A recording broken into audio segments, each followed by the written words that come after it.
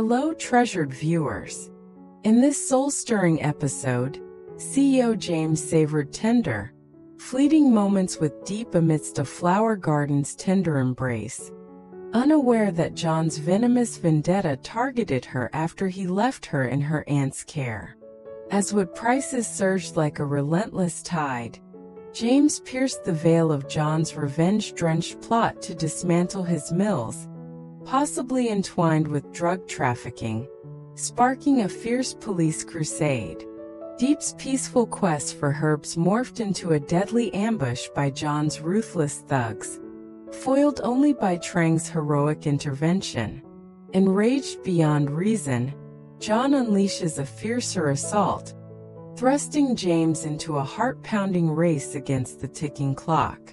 The climax erupts in a blaze of valor with James' daring rescue, John's evil unmasked in the light of justice, and love's reunion bathed in tears of joyous relief. Too Diep's voice rises like a symphony of pure, untainted joy, each word laced with heartfelt gratitude as she greets her audience with a radiant smile. Hello my dearest friends. Welcome to my latest video, a little piece of my heart for you all. Your boundless love and support have lifted me through every moment. May this bring a spark of happiness to your day. Her eyes gleam with an innocent sparkle, a beacon of light unaware of the dark tempest brewing just beyond the horizon of her blissful ignorance. Beside her, James, her unwavering protector and soulmate, watches with a love so profound it seems to ripple through the air, his gaze softening as he drinks in her presence.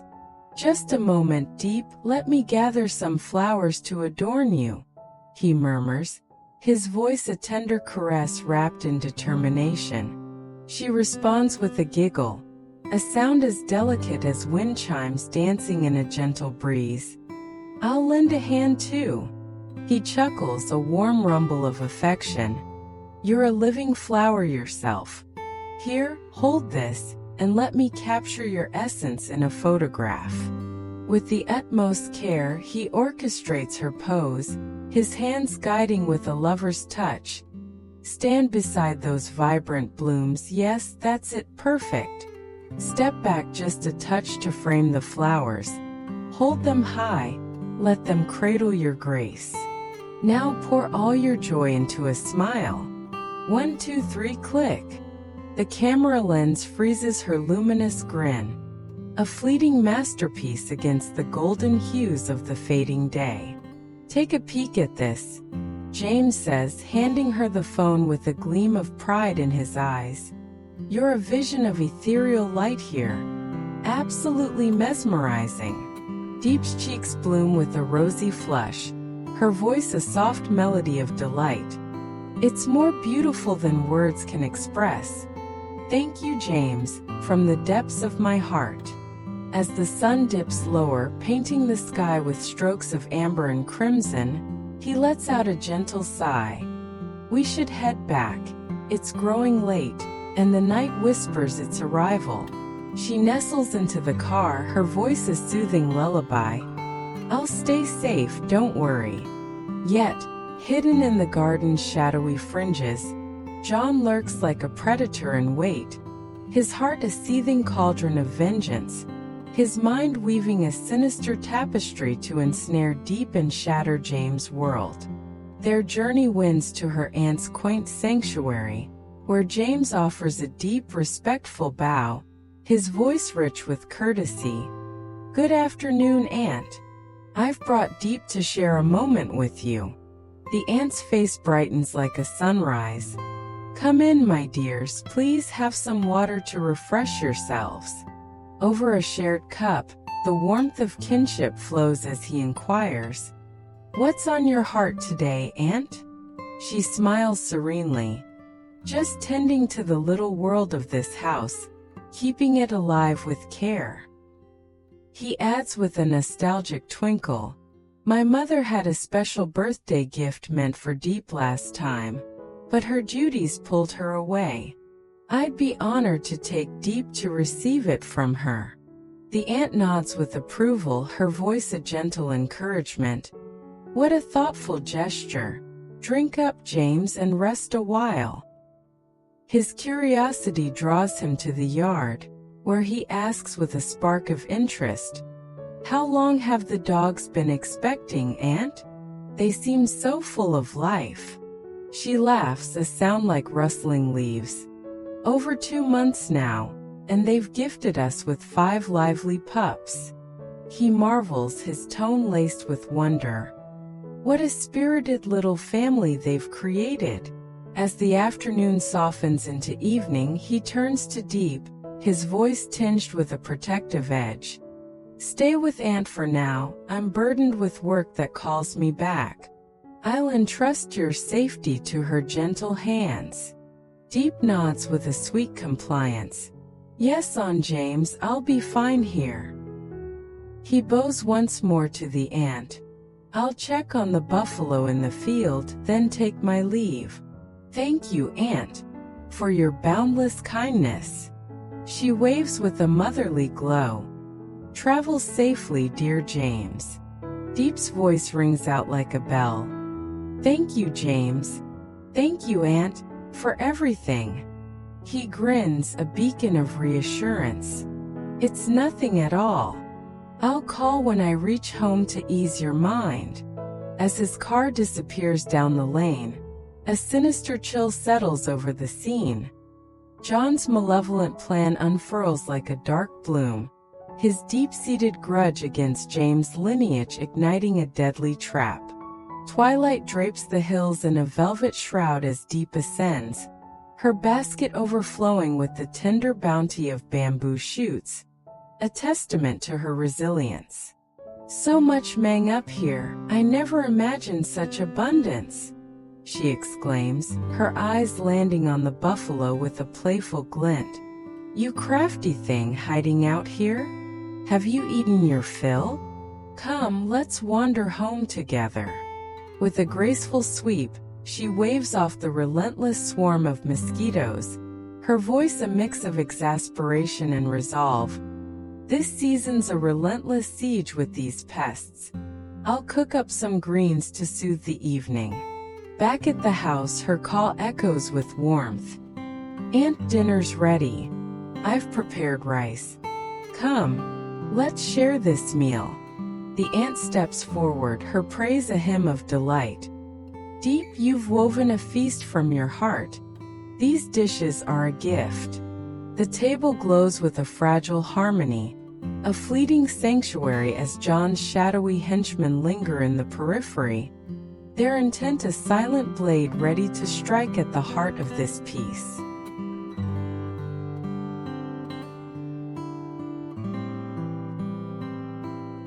At the lumber mill, James strides in with a furrowed brow, his voice a blend of concern and command. "Has the workforce taken the day off?" A weary employee nods, his tone heavy with fatigue. "Yes, sir, I granted them a well-deserved break to recharge." James presses forward, his gaze intense. "What's the state of our wood supply? Give me the full picture." The man exhales, a sigh laden with worry. "Prices have soared to dizzying heights, 2 million to 2,500,000 VIN per ton. Only 2 hands remain on deck. The relentless rains have ground us to a halt." James' jaw tightens, his resolve a steel core. "Keep the imports flowing, even if it means swallowing a loss. We'll carry this burden for a few months to keep the mill's heart beating. I'll wrestle this price surge into submission. Failing that, closure looms on the horizon." The worker scratches his head, puzzlement creasing his face. "I can't unravel why it spikes so fiercely. No one's touching the local stock." James' mind races like a river in flood. This isn't confined to us. Mintan's prices are climbing too, a tide we can't ignore. I've held councils with other managers to piece this together. I'll dive into the heart of this mystery. Losses are a certainty, but we'll stand firm for our workers' sake. Hold their wages steady. I've forged connections with potential allies and will never abandon this crew. Meanwhile, at the precinct, Officer Lee greets his deputy with a steady, piercing gaze. "What tidings do you bring today?" The deputy slides a stack of files across the desk, his voice steady. "We've collared 5 more drug runners. They've pointed to a long-haired figure, Tien.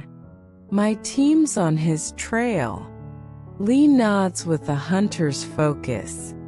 "Snare him swiftly to extract deeper secrets." "Any other matters?" "None, sir."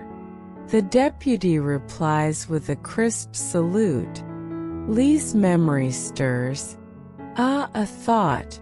Let's venture to the mill and confer with James on this wood crisis." They step out, their steps a march of unwavering purpose.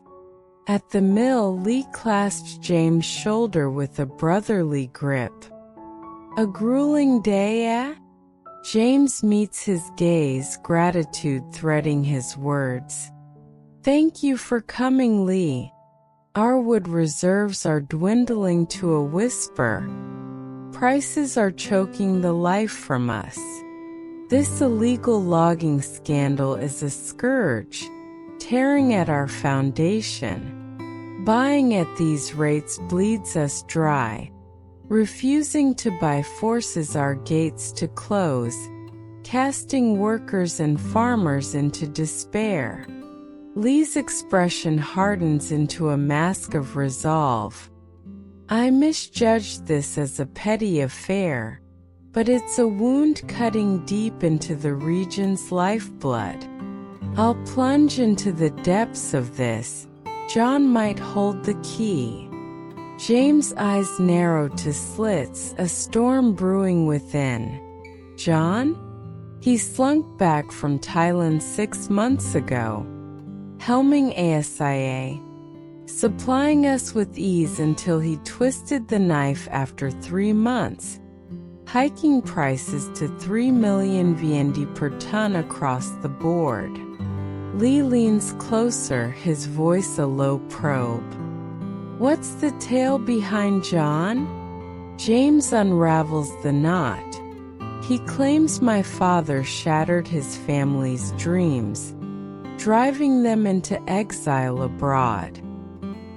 He's returned with a vendetta, aiming to crush my 25 mills and plunge my lineage into ruin. I suspect he's smuggling illegal wood, or worse, drugs, buying at a premium, selling at a pittance." Lee scribbles notes with a steady hand. Log every word. His finances stink of foul play. My team will trace their murky origins. James adds with a grim edge. He's squeezing me to halt production, eager to snatch my mills. A shadowy puppeteer pulls his strings. Lee presses. Where does he operate?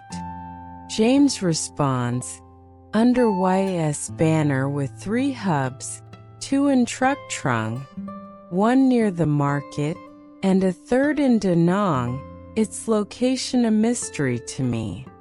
Lee vows with a steely glint, "We'll tear this apart. My finest team deploys tomorrow." As they part, the air vibrates with the promise of a clash that will shake the earth. In his office, James sips water with a contemplative air as a nervous staff member approaches, her hands clutching files like a lifeline. "Is my report up to the mark?" she asks, her voice quivering with a mix of hope and anxiety. He scans the pages, his tone a balm of encouragement. It's a solid foundation brimming with detail. Just refine a few edges. Add handwritten signatures to every contract. Digital ones carry no weight in a storm. Capitalize full names like Nguyen Van Chin to lend it a touch of professionalism. She nods with eager determination. I'll polish it right away. He continues with a thoughtful pause. Shift your focus to the paint venture alongside your mother. The mill's pulse is faint these days. Have any marketing flames ignited in your mind? Her face ignites with a spark of inspiration. I'm crafting a TikTok channel. Hiring middle-aged men to weave comedic skits. Drawing a flood of views before we unleash ads. James leans back, reflecting. I've glimpsed that trend. Its novelty with older men is a draw, but echoing it risks a chorus of criticism. Let's weave a fresh thread. Middle-aged women could weave a unique tale. She beams. A stroke of genius. She ventures further, her confidence growing. Another spark. Offering 15% discounts for referrals among our affluent clients. A chain of trust. James tilts his head, weighing the idea. We've danced that dance before. It's a labyrinth with diverse tastes pulling in every direction. I'll revisit its merits. Though aged, it holds a quiet power. Hone both visions and present them to me with care. She nods with resolve. Should I skip the mill? Yes, entrust it to the managers. They'll navigate its trials. Anchor yourself here. He instructs with a steady hand. As she departs, a chilling alert crashes through his calm. Diep's life teeters on the edge of a precipice. In a dim, suffocating hideout, John unleashes a growl that reverberates with malice, addressing his henchman with a venomous edge. Seize Diep. She treads that forsaken road with predictable grace. Make it swift. One hesitates, fear etching his features. What if eyes catch us in the act? John sneers, a predator's grin. It's a ghost path, ripe for the taking. Another presses with a mercenary's greed. What's our reward? 8 million VND, John snaps. They counter with a unified front. Too meager. Push it to 15 million. John relents, his voice a dark promise. Done, succeed, and I'll forge your futures. The plot coils tighter, a serpent ready to strike, as they position themselves along the lonely trail, their eyes gleaming with ruthless intent. Meanwhile, Truong, a luminous spirit of compassion, pauses beneath an ancient tree, its gnarled branches a silent witness to decades past. This must be a sentinel of 50 years or more. Such a soothing embrace today. Those silk cotton trees offer fruit to sustain. I'll gather some later to share with others. She muses aloud, her heart open to the world. Spotting Diep along the path, she calls with a sisterly warmth. Diep, where have your wanderings taken you? Diep returns a soft, weary smile. Up to the forest, harvesting herbs for medicine, to heal or soothe those in need. Truong extends an invitation. Let's walk home together. My work's been postponed, a rare gift of time. Diep hesitates, her voice a whisper of uncertainty. Is that truly all right? A gunshot shatters the stillness like a thunderclap. John's men curse in frustration. Damn it, so close to the prize. They scatter like startled crows as Truong pulls Diep into a protective embrace, ushering her to safety. I'll leave you here, keep your senses sharp. Truong cautions, her eyes scanning the shadows. Diep nods, gratitude shining through. Thank you, sis. I'll tread with care. As she steps forward, John's rage simmers into a boiling fury, vowing a strike more vicious than before. James, propelled by a lover's primal instinct, speeds toward the village, his heart a thundering war drum echoing with Diep's name. I must save her, nothing will stop me, he roars, the road transforming into a crucible of shadows and peril.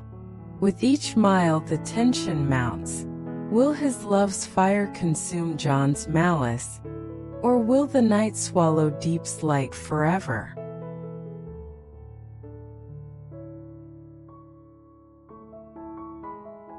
Husband death with stranger. I couldn't ima-